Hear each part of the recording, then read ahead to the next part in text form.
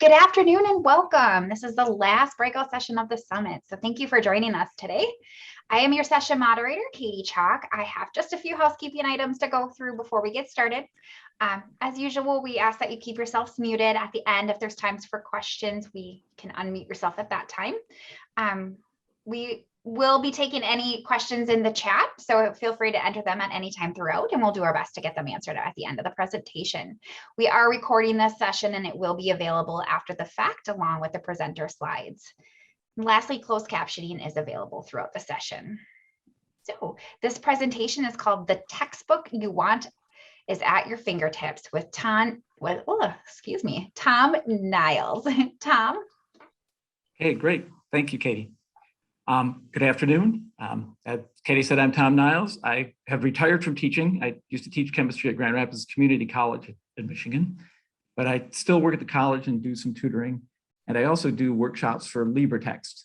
And that's what we're going to talk about today is the LibreText. So I'm going to share my screen here. And see all that? Great, right? So LibreText is an organization or project that I first kind of came across accidentally. And I accidentally came across it because I was trying to figure out how to get a textbook that I wanted. Okay? And so I thought, okay, let's start out with what's an ideal textbook. Okay? And of course, since we're here at an OER conference, we want it to be low cost or free. But also for me, what was really important was I was looking for something that would cover the appropriate material. I used to teach a class that was a one-semester class for chemical technicians, and it had to cover a lot of chemistry, and some things that needed to be very in-depth and other ones that needed to be very broad, and I just couldn't find a commercial textbook that actually followed that pattern. So I was kind of stuck buying a textbook that was either way too complicated or not in-depth enough. Also, we want our textbooks to have few, if any, errors. This is actually the sort of criterion that got me really upset with commercial textbooks. In almost every organic chemistry textbook that exists in the United States today, there's an error in there. It's been in there since roughly 1980, and people just kind of kept overlooking it. And being at a community college, I sometimes have to teach different courses, and I taught it, and I'm not an organic chemist, but I taught the organic chemistry course, and I saw that error. And I actually wrote to a few textbook authors, and they didn't want to listen to me. And eventually I actually convinced them that the error was there, and now it's in peer-reviewed journals and stuff. But I just wanted to share with you an email quote that I got, a quote that I got by email from one of the authors of these popular textbooks. And I had convinced him that he has made a mistake, and he actually agreed with me, but this is what he wrote back to me. I'll read it to you. You, of course, can read it, but I'll read it back to you too. Any textbook author would be taking a serious risk to change. Risk of losing adoptions, of getting angry emails from adopters like, what are you thinking? Or I have to tell my students not to use your textbook in the acidity chapter. A risk of getting dropped by the publisher. Okay. You can see that they wouldn't be able to get a new edition if the sales fall dramatically. So he just said this, there's a herd mentality and the authors avoid being either the first or the last to change something so fundamental. And this just really disappointed me, especially in science, because we kind of pride ourselves with doing the right thing. And in the end, it seems like it's all about money. So with that, when I got that email back from like, okay, I've had it with commercial textbooks, I'm going to start finding a way to write my own. Okay? So, you know, you can put up with typos and stuff like that, but when they have big fundamental errors, then there's a problem. But we also want our textbooks to meet accessibility standards, enable inclusive teaching, present a consistent narrative, have interactive exercises and assignments, useful practice problems and homework, allow editing, and essentially something the students are going to read and use. Because we want it to work for us, but we also want it to work for the students. And so that's how I actually got involved with LibreText. Okay. And when I got involved in LibreText, we found out that, okay, there are some barriers that people have to sometimes getting OER textbooks. This is some information from Bayview Analytics. It's about 6 years old, 2015, 2016. If you might have been to this, one of the sessions, Tanya was talking about that. Tanya Spilavoy, she works for Bayview. 52% of the faculty said they'd either use or consider using OER, but again, 6 years ago, quite a few of them said they can't find the resources for their subject. That's roughly the first three there. Maybe other faculty don't use it, so you feel like you're going to be out on your own. Maybe the quality wasn't any good. Maybe you don't even know if you're allowed to use OER. Sometimes you don't know if the administration is going to let you do it. Not current, not up to date. Again, you don't get institutional support, or it's too difficult to change or edit. And what I find interesting about these barriers that came from this survey was that quite a few of those are actually some that I would have if I was looking for a commercially produced textbook too. That it didn't cover what I wanted, it might be out of date, might not be the quality I want, and certainly that I couldn't edit it or change it. Okay? And so the idea of making a centralized and this comprehensive OER program that could address all those barriers was something that you're looking for. And personally, I found that LibreText really works for me. And so that's why I wanted to describe how you could make this textbook if you wanted to do this also, or just use one of the textbooks that are there. So you don't have to be a whiz at editing and creating all these things. You could maybe just find a textbook that you liked. And that's what we'll talk about now. Okay? So LibreText, it's started at UC Davis. It was started by a chemist named Delmar Larsen. He has a great backstory. I'm not going to give you all the different things about that, but part of his life, as a child, he lived out of a pickup truck. And so he has this experience as a child of being without some of the common things that we need. But he's now a chemistry professor at UC Davis, and he started this with funds from the National Science Foundation, also got some from the Department of Education, and now it's used quite a bit in California and a little bit around the rest of the country. And the main thing, this is our mission statement that you're seeing here. The main thing I'm focusing on is this idea that you want to be able to construct and customize and then disseminate the information or the resources that you're making. And that's what I find really interesting about LibreText. That you can make your own, you can customize it, and then you can let other people use it too. Again, this is just something from their website. The idea is that it's open to anybody. So you could go look at LibreText today, after you're done today, and find a textbook that you like, and you could use it. And it's absolutely free to you. You wouldn't even have to register if you didn't want to, nor would your students have to register. But you could also then find out that you could make your own textbook or modify one of the textbooks are there. It's really nice because they've really expanded from chemistry. It's still sort of science heavy, but if you want to work to put together a textbook, and you can, either have that material to do so, or can get your friendly librarian to help you find this, or LibreText will help you find it too. You can build a new textbook for the field of study that you're in. There's a big community involved. At first, again, it was a lot of just chemists, then it branched out to more scientists, but now there's people in all sorts of fields, and it's a really good community, lots of interchange of ideas. When we're talking about building bridges, it's really wonderful. A lot of interactive material that we can use. So for instance, some of the texts that we use come from OpenStax, and when you buy the hard copy of an OpenStax, it has links there, and we've just imported those links, and so you can do the direct movement from reading your textbook into doing one of the activities they want you to do. And accessibility, I've been involved roughly 8 years. They're getting much better about accessibility. I'll show you some of the innovations they've made, or I shouldn't say necessarily innovations, but some of the steps they've taken to make their textbooks more accessible to all people. So this is a table of the existing libraries. You'll notice that it is pretty science heavy. If you are in, say, English, don't worry, English is under humanities, as would be communication and other fields like that. I'll show those to you. Social studies then has economics, sociology, philosophy, things like that.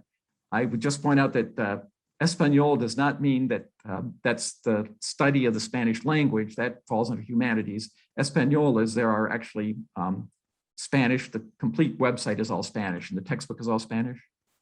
So for instance, in chemistry, again, there's an OpenStax chemistry textbook in English, but on the Espanol pages, it's completely translated into Spanish. And so that's kind of an interesting aspect of that. So I'll take you to the text and let you see that, or take you to the website and let you see it. Here's the website. And I'm not going to go over everything on this page. I'll let you look at that at your leisure in the future. I just wanted to show you that they say that there's 398 textbooks, text maps, and LibreTexts. And just to clarify what the differences are, a textbook would be a book that already existed and that was an OER text or OER material, and they just imported it into LibreText. And so the books from OpenStax, from Lumen Learning, those materials are brought into LibreText and are available to you to either use as is or to modify. The text maps are interesting. I'll show you a few of those, but that's when there might be a very popular commercially copyrighted, commercially available copyrighted textbook. And we can't get the rights to do anything with that, to use it freely, but people such as me or such as you, if you want to do that, could make a map of that book and use the OER material that's available and then put it together in the same order and under the same kind of themes and topics as that commercially available book. And then you'd be following a mapping of that textbook. And that's just because some people like the style of the textbook and their students are used to it, but you don't want to have the students have to pay for that textbook. And then LibreTexts themselves are just individual, maybe small, what we might call a module, or you might write a paper on a specific topic and then you just post it there. And it would be posted in your field of study. So I've written 3 short little modules on different topics in chemistry. So they're not a textbook, but they're just little, as they say, modules. It deals with a little topic in chemistry, and then you cover that. Okay? And so these are the things that are available to you in LibreText, and then also included with all those will be other kind of learning tools that we could look at. Okay? All right. So then how do you access a textbook? Okay, so what if you want to actually see what the textbooks are? So I made links here to go through, but I'll go back to the front page and just show you there. If you go to the top, there is the libraries. Okay, let's see if I can move that. Is that going to let me do that? There we go. So if we want to explore the libraries, I just click on that, and it again gives you that set that you have there. There we go. So I was going to go into chemistry and show you chemistry. Again, chemistry is fairly well developed because that's where the whole LibreText started. There are campus bookshelves. So if you click on those, you will see the different colleges, universities that are using at least one LibreText textbook as part of their classes. We're in Michigan here, so there's Grand Rapids Community College, Hope College is in Michigan. Here's Lansing Community College. If you click on that, you can see that they're using a LibreText for Gen Chem 1 and Gen Chem 2 in organic chemistry. Then you could look and see what they're actually doing if you wanted to. Some people lock their courses just because they might have student information there. I'll click on this and show you what text they have. Okay. So there's their textbook that they have. You'll notice when I show you my textbook, a lot of these pictures are the same. These little icons are freely available within the system, and so people tend to use the same ones over and over again. So the instructor has made a textbook that they want to use, and they put it together. Okay. So that was a chemistry textbook. I was going to show you social sciences textbook, so I'm just going to go for my link here. In social sciences, again, they have campus bookshelves and bookshelves. So there aren't as many campuses here, but there are quite a few. No one at my college is using it, so you're not going to see Grand Rapids Community College there. Okay? So you'll see that there's slightly different appearances on different topics. So this is social sciences. If you're interested in the bookshelves themselves, here's where you'll find the textbooks that people have written. And again, under social sciences, there's a big umbrella. So you'll see that there are different fields of study here. I was just going to point out a psychology text here. So we'll click on that psychology text. Okay. Notice there's an OpenStax textbook. So this was directly imported from OpenStax. We can click on that. And you'll see that we have a textbook here, chapters. So these would be the chapters that you would look at. Okay. Just to show you some of the possibilities you can have. You can download a PDF of the full book. Okay. You can also download it in different ways, either as a full PDF or you can import it into your learning management system or get zip drive or paper copies, or you can print them. So you can buy a paper copy or print your own. Okay. Possibilities there. So I just want to show you what it looks like if you go into a chapter. Most textbooks are set up this way. You'll have sections, and then you can click on a section. And when you click on a section, you will get the reading material that people are going to use. Okay. Again, up here, you can see that you can get a PDF of just this page if you wanted to. You could cite the page, so you could get the citation to see where it came from. Okay. And so you can see that it says Prelude to Psychology, and you can have it in whatever format you want. You could also cite the page in which is what's the attribution. Okay. It came from the OpenStax. There's also, within these pages, you can also do what's called readability. Okay, so right now it's just in black and white with a white background to black text. Over on the side here, there's a readability tab. You can click on that. You can make the text bigger or smaller. You can change the margin size so you have a skinnier margin to read. You can also use the Beamline reader and, for instance, change the brightness and color. And so it just makes it more readable. You don't lose attention. Okay? It's because you're changing color as you go along, and that keeps your attention there. So the students can choose to put that on if they wish. Generally, the book author doesn't do that. They let the students decide that they want to do that themselves.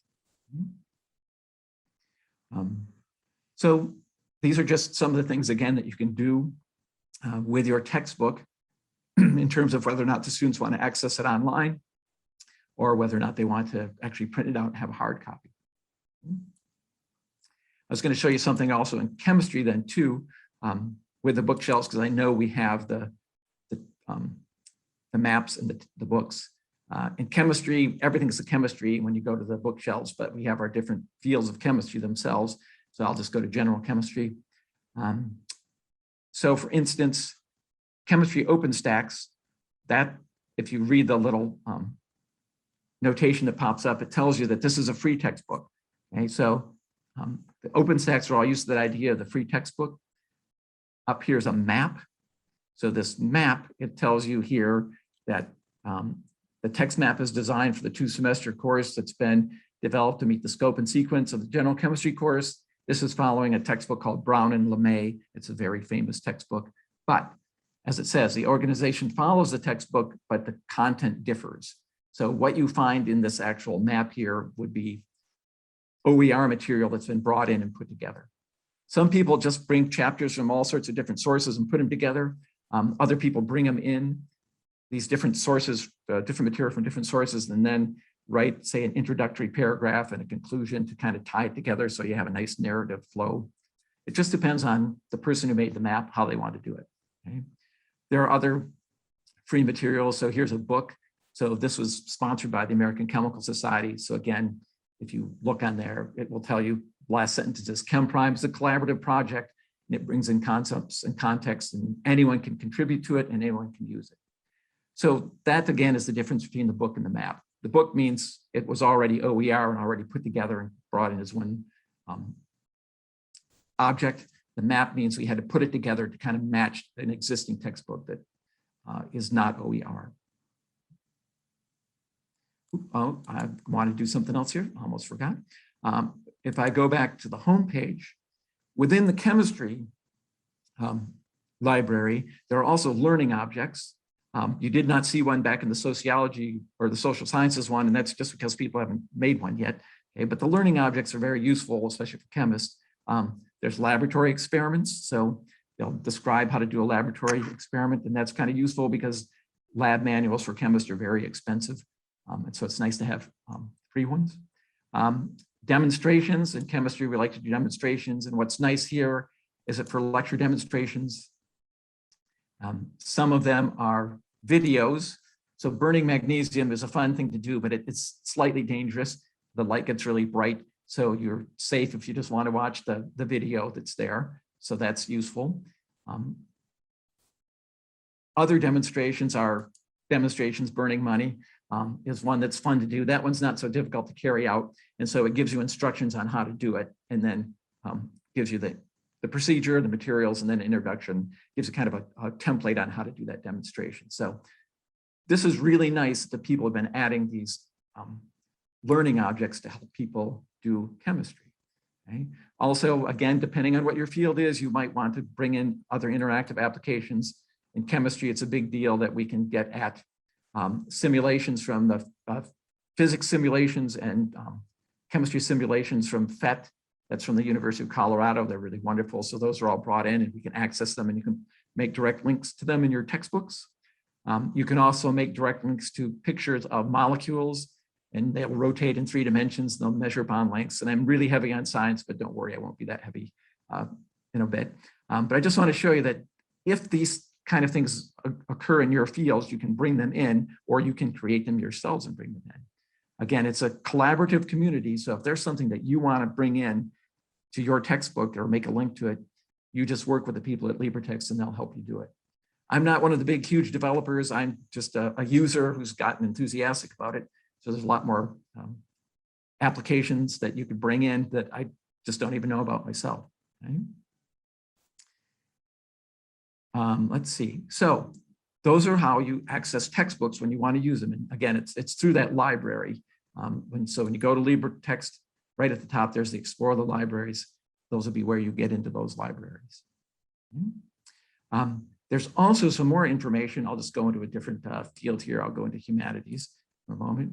Once you go into a bookshelf, so just to let you know, so here we're in humanities and they have learning objects there. Okay, so interactive library, art library, all sorts of wonderful things. So again, here's where you're bringing in 3D activities into non-scientific fields. Okay.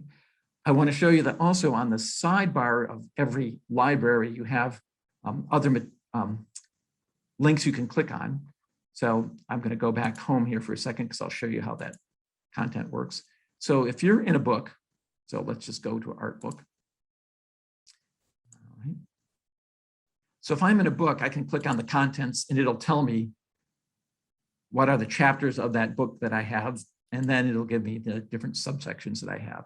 So that's kind of useful if you're just looking through here and you want a faster thumbnail rather than looking at the page here and kind of working your way through, excuse me. Also, there are the resources. There's a resource link here. Resources right now are pretty science heavy because, again, this was built by scientists, but if you want to have other resources, if that's something that people would want to put in there in the arts or in English or in humanities, you could do that, social sciences. There's a quick link to the libraries over on the side. It's the same as the link that was on that main page. You would just click on humanities and get there, or you can open it up and find out the different textbooks that are all there in the different fields. Okay, so that might be a faster way to get to languages or to history if you wanted to. There's also, I'm going to click on community. I'll leave tools for a second. I just wanted you to see that there is a YouTube channel. I'll take you to that shortly. There's also usually blogs in your field. It just depends. Some fields have them, some don't.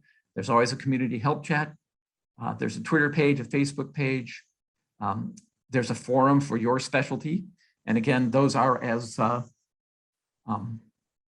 useful as the people who are going to make use of them, I should say. So again, in the chemistry, there's lots of chemists using LibreText. And so the chemistry forum is pretty robust.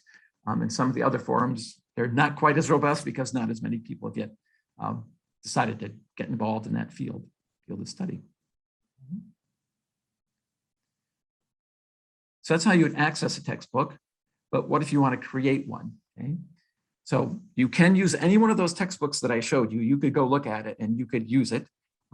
It's probably better to get it out of the library rather than out of the individual college. So if you go to a college, you might be blocked because they have student information in their classroom.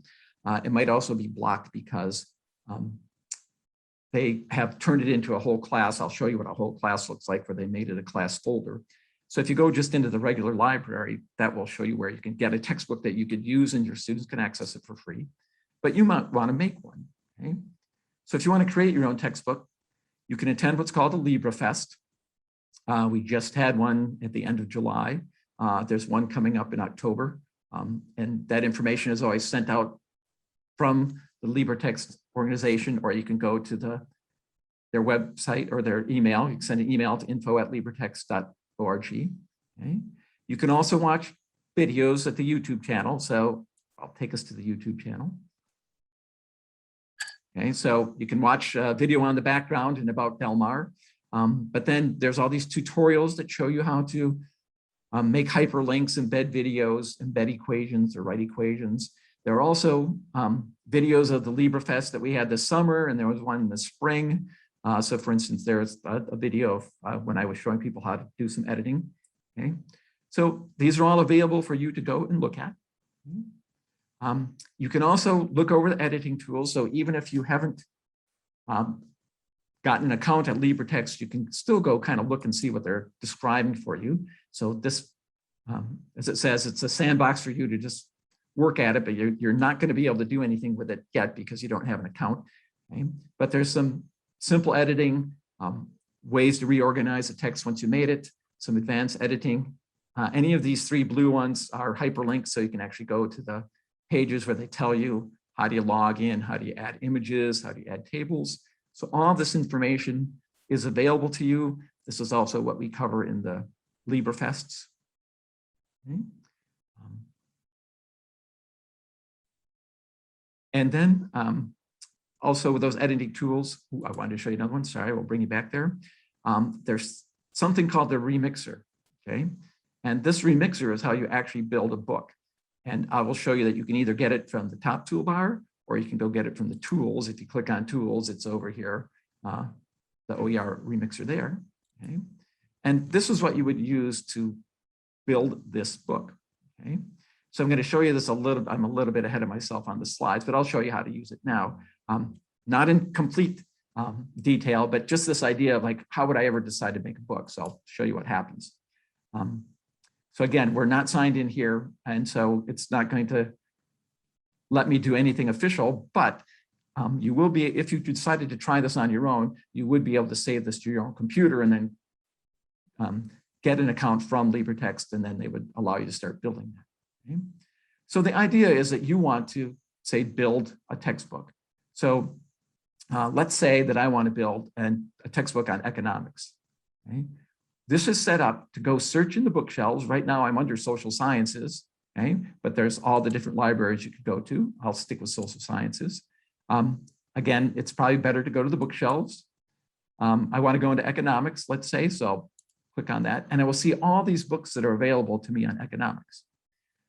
Now you can do this blindly and just grab chapters and sections and bring them over, but generally we tell people to either make a spreadsheet that lists all the chapters or sections that you want, or at least read over these books ahead of time and see what they look like. If you clicked on a link here, it would take you to the textbook. And you could read through these textbooks and say, oh, I like this chapter from this one, and I like this section from this book. I don't like this section, so I'm not going to take it. And then you get to build it over on the right side here. So you can double click there, and I'm going to just call this my econ text. Don't worry, I won't bore you too much up here. Just want to show you that it's fairly straightforward on this. And then let's just say I want a new economics text that has both macroeconomics and microeconomics. So I'll go to this OpenStax textbook, open it up, and say, okay, I've looked this over already. I know they're welcome to economics. Chapter is really good. I like all the sections that are in there. So I want to bring them all over and make that be my chapter one. So I'm just going to click this and drag it over there, and you'll see a little blue arrow, I hope, and I'll let go. And you'll see, hey, now my chapter one is welcome to economics. And if I open that up, I'll see all those sections came over. Okay. So what I'm doing is I'm slowly building a textbook. Okay. Well, then I might say, you know what, out of chapter 4, I only want this one section that I already looked at. I want demand and supply in financial markets. Okay. And I want to bring that over, and I want that to be in chapter 2. So now I'm going to put it into what says chapter 2. Okay. It calls it untitled chapter 1, but I'm just going to, I can fix that really easily. I can just call this chapter 2, or I'm not being very creative today. So I'll call that chapter 2. And so now my chapter 2, it's renamed it. So notice over here, I got it from chapter 4 and it was section 2. Now it's chapter 2, section 1, because that's where I put it. Okay. So it will renumber this all for you when you bring it over from these other books. I'll just do one more for you over here. So maybe I want some microeconomics. So I'll go to principles of microeconomics, and I can grab a chapter and say just the building blocks, and I'll just make that be chapter 3. So I'm going to put it above chapter 3, it'll make it be chapter 3 in a second, the building blocks. Okay? And then I'll have all the text, the material that I want for now anyway. Anything that you don't want here, you can just click on it and delete it and it'll be gone. I don't know if you noticed that, but that said chapter 4, untitled chapter 3. So just if I click on that, it'll delete it. Now I have chapter 4. I've gotten rid of all those chapters I don't want. The front matter automatically gets put in there for you. It has a title page, info page, table of contents based on what you've done. There's also back matter that will actually do an index and a glossary for you, which is wonderful. Okay. And if you wanted to bring an entire book over, you could do that. You could bring the entire book over and rename it if you wanted to. When you're all set, you just say, save it to the server. This is where it's going to get upset at us because we don't have an account. It says we're just demonstrating this, but they did have it so you can save it to your computer. So you could make one of these on your own and download it, and then you would just click on request an account. That'll give you an email to the info@libretext.org, and then they would give you an account. You'd be able to sign in up here where it says username and password, and then you could get that material back and make your book. You can also just write an email to LibreText right away and say, hey, I want to build a book here. Please, give me an account and let me have some information about this. They're very helpful, and they've actually improved this a great deal. When I made my textbooks, I actually had to make a spreadsheet of all the text I wanted and then all the chapters and sections I wanted and send it to them, and they would do it for me. They got smart, and now they can do it for you, so they don't have to spend all that time doing it for you individually, but they're very, very helpful. So when you contact them at info@libretext.org, they're there all the time. They answer all the questions. Often you'll get an email back from Delmar, who's the head of the whole thing. I sometimes don't know when he ever sleeps because he answers all these questions at weird hours in Michigan, and he's out in California. Okay? One thing I will say, I know there's a lot of librarians that were at this summit, this conference, and the librarians are very helpful because they can help bring in new material. I think the word that some people use is harvest. They can harvest material that we can use in OER texts. And you can also then ask the people at LibreText, they work hand in hand with librarians, and they also have people there to check and see, is this material usable? Can we contact the people? Can we maybe see if their material will be allowed to be used within the LibreText website? Just as an example, there's a company called Vernier. They make, they're in Oregon. They make all sorts of wonderful pieces of equipment to do chemistry and physics experiments and biology experiments, wonderful science experiments. And most of their labs are very straightforward, and you can get access to them for free through the Vernier site if you buy Vernier material. So one of the things I think LibreText is working on right now is talking to Vernier and just asking Vernier, hey, since you're usually giving us, once we buy the instruments that you're describing the lab experiments for, you then give them the labs. Can we make those labs be available as OER material on LibreText? I don't know where that conversation is going, but I do know it's a conversation they might have. So they do reach out to commercial enterprises and see if they can get some of their material put into LibreText so it's free. So how do you create a textbook? Well, I kind of showed you a little bit there with the remixing, but I want you to know that there are really kind of 4 ways to do this.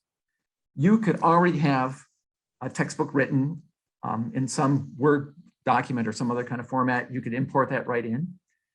You could also just start from scratch in LibreText and literally start from scratch and create a textbook, create a chapter, go to chapter 1, title it, and start with section 1 and build it up from scratch. It's got a nice formatting system where as you write it, it will let you go from chapters into the sections and organize the sections for you and build that all truly from scratch.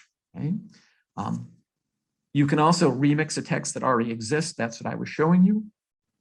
When you do that remix, that text is now linked back to the original source.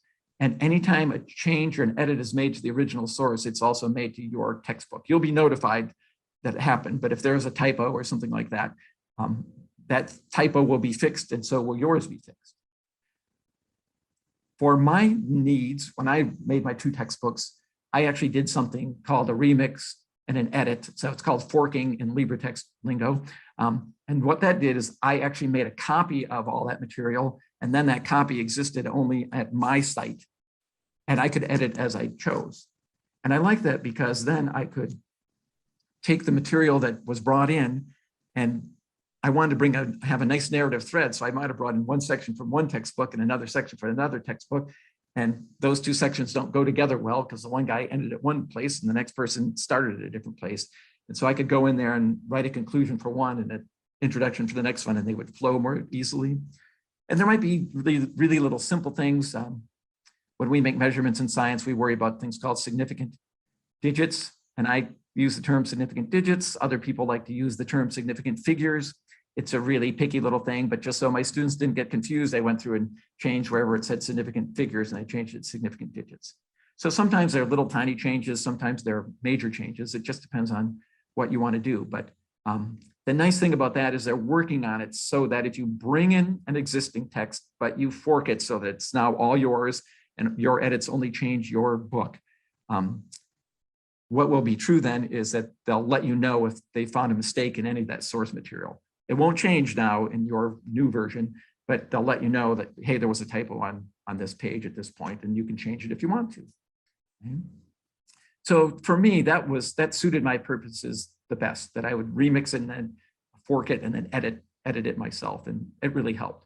And what's nice about that is then you have all the tables and other materials that come from those original sources, but you can put some of your own writing in there. Looks like we're doing okay here. Just wanted to show you a few examples. Let's see, we're into 250, just a few examples. Now, I don't know if Karen was here. Karen, you can raise your hand and say you're here. I truly accidentally came across Karen Woodring's page. And then I saw that she was actually coming to this conference. So I don't know if she's here today or not. This is an English composition, a page on revising and editing. And I just wanted to show you that, again, Karen went and got this from this open learning materials called Galileo. It was from, and the people who put it together, Georgia Perimeter College. So that's our citation.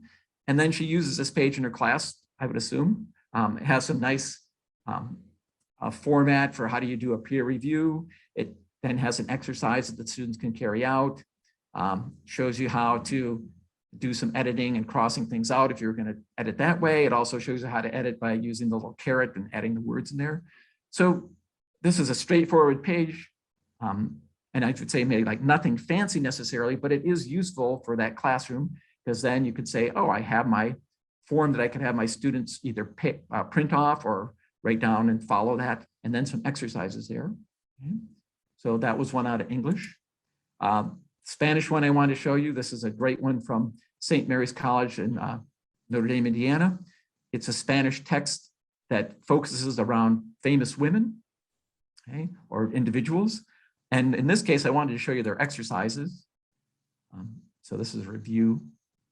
And this is using H5P. I know that in other sessions I've been in, they talked about that. It's a way to write homework problems. So that's something that you have the ability to use at LibreText. They have some other home writing platforms also. I don't know much Spanish. I will just do two of these. I know I am, and I know, let's see, 23 is 3. I know 3. Okay, so then you can check it. And I got 2 right, but I got a lot wrong. But then you can retry it again. So it's a really nice way to do homework.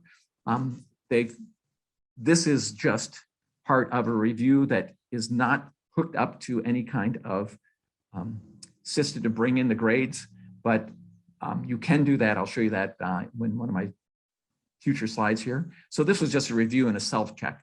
Okay. And then in chemistry, I'll skip that because I'm running out of time. I'll just show you mine. Instead of going to another chemistry book, I'll go to mine. Okay. So I just wanted to show you what I did with my textbook. Again, I was writing a textbook that had to have a lot of very specific material in it for the students who wanted to be chemical technicians. And so I created these different chapters. I brought them in. Mine is an older version, so I'll go way at the bottom and I'll show you the acknowledgement there. This came from the OpenStax textbook, and then I modified it. Okay? So mine's an old enough text that it has not yet been swept through and rearranged, so they actually have that attribution at the top. But one of the nice things that you can do in LibreText is you can put in what are called templates. So here's a template where it shows an example and it gives you a problem for the students. And then you can put in an exercise that's related to that.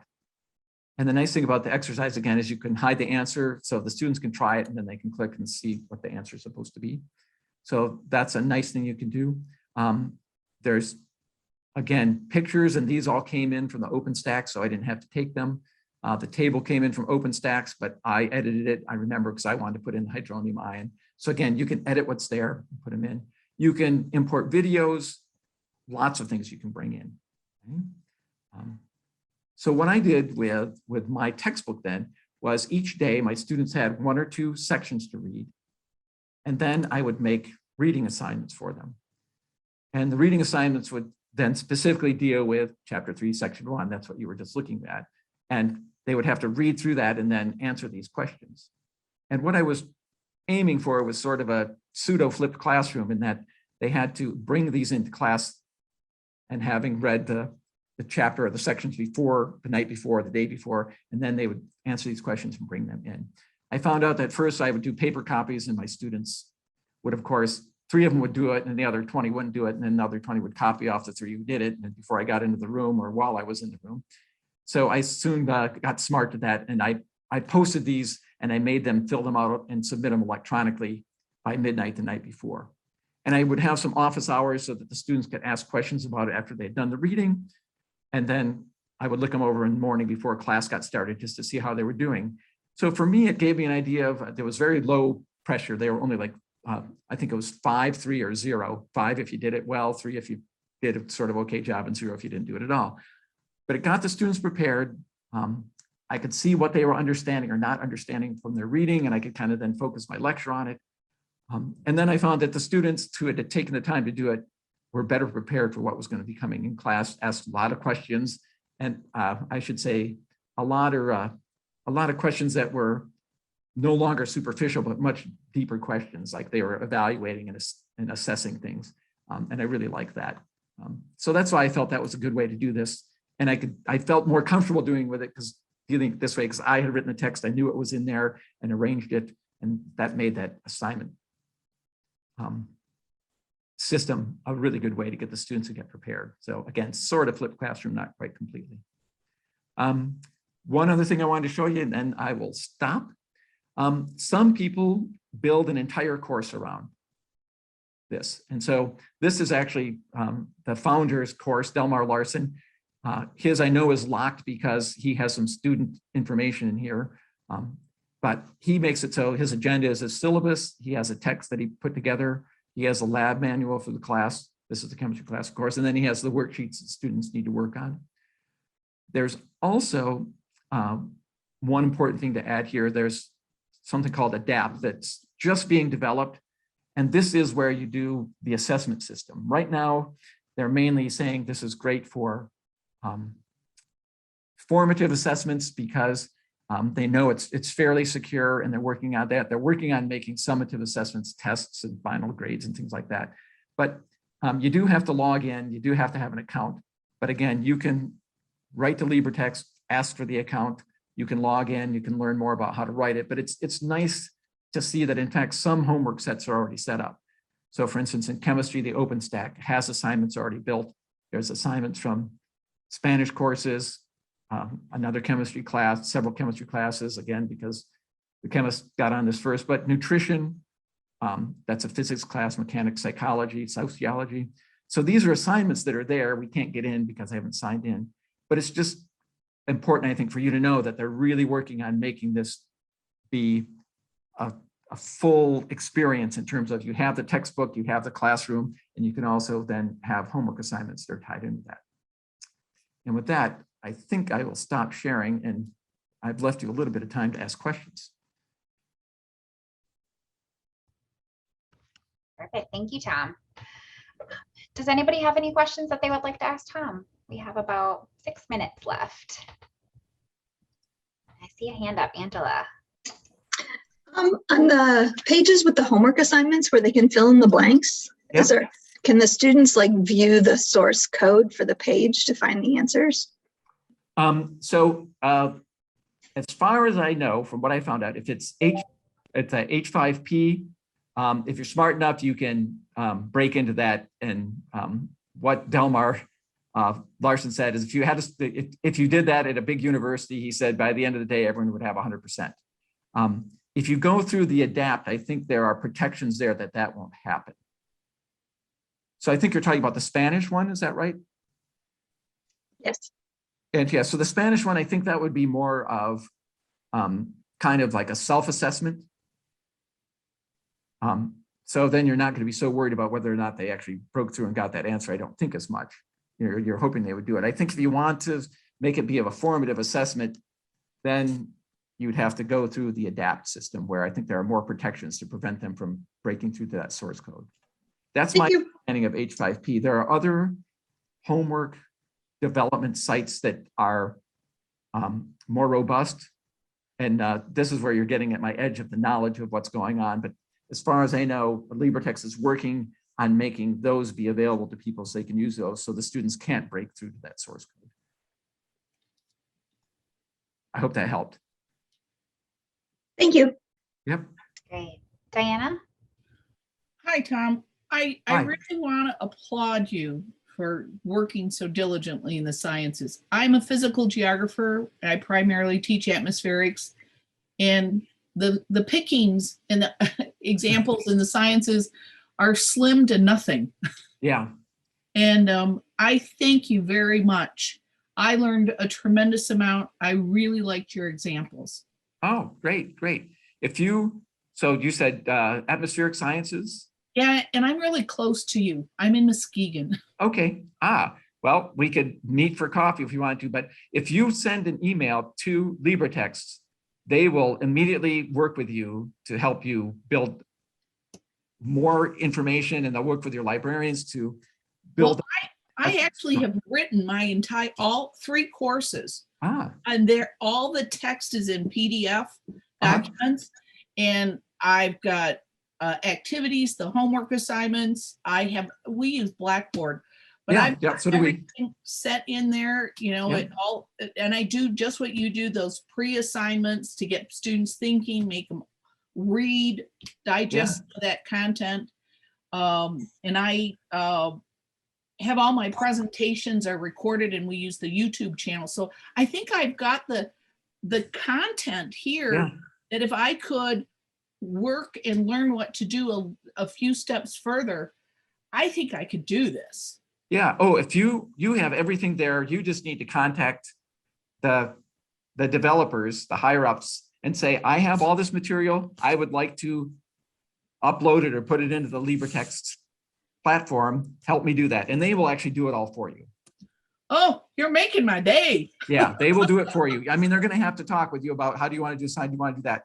But I guarantee you they will work with you to get that all available.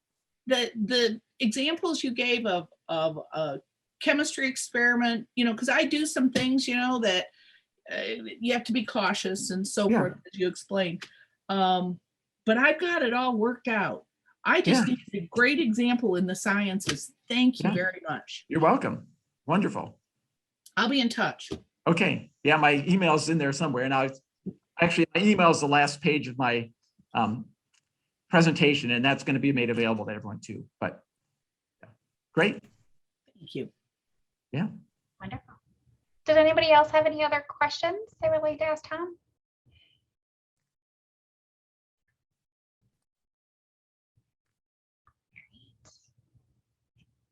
Does not look like it. Yeah.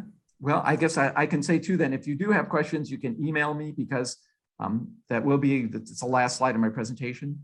And I can answer as many as I can, or you can email info@libretext.org. And they, as I said, they're very responsive, and they'll get back to you really quickly. And they're eager to have more people involved. Wonderful. All right. Well, thank you, Tom, so much for presenting today, and thank you all for attending, and thank you for everybody for attending the summit. We do have one last session wrapped up for the rest of the to wrap up the summit, sorry. And this is actually just a wrap up, but we are doing a raffle drawing. So I encourage you to attend to have a chance to win a couple. We're giving away a couple gift cards. So that is at 3 o'clock. So the link will be available in just a minute. So come and join us there. And thank you again.